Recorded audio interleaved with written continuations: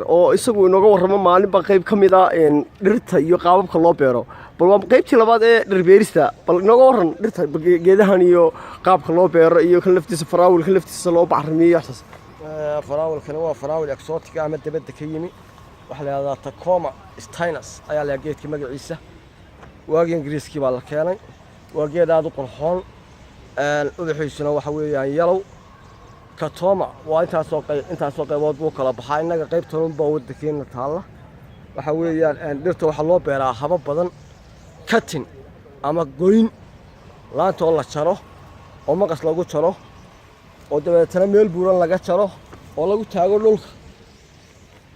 iyadoo waxa weeyaan qayb ka mid ah habka propagation kala yahay dhirta loo beero loo badiyo noocaana dhir fara badan oo aad u fara badan ayaa ku baxda oo dhir waaweyn iyo dhir yaryar bale waxa ka mid ah geedkan la yiraahdo Conocarpus linophorus ama geedkan aynu naqaano geedkan berbera ka baxay loo yaqaano dhabaska ayaa ka mid ah dhirta nooca u baxda ama dhidinka geedkan la yiraahdo Commiphora malmalka la yiraahdo ee xabagta qaaliga leh dhirta goynta ku baxda waa fara badan yihiin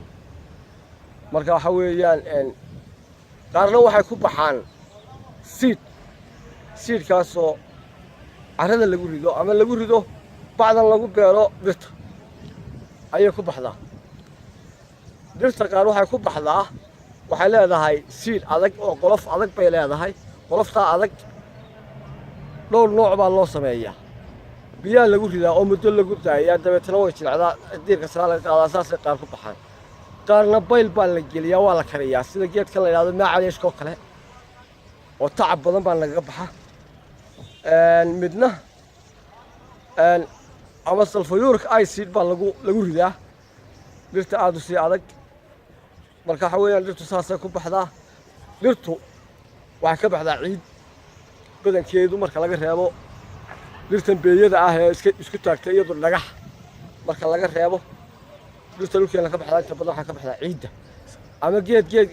kale ka baxaa ama ku taageersadaa marka waxa weeyaan ciidda ay ka baxdo marka la doonayo in la beero waa inaad haysataa ciidihii noocyadii ciidaha la isku dirayay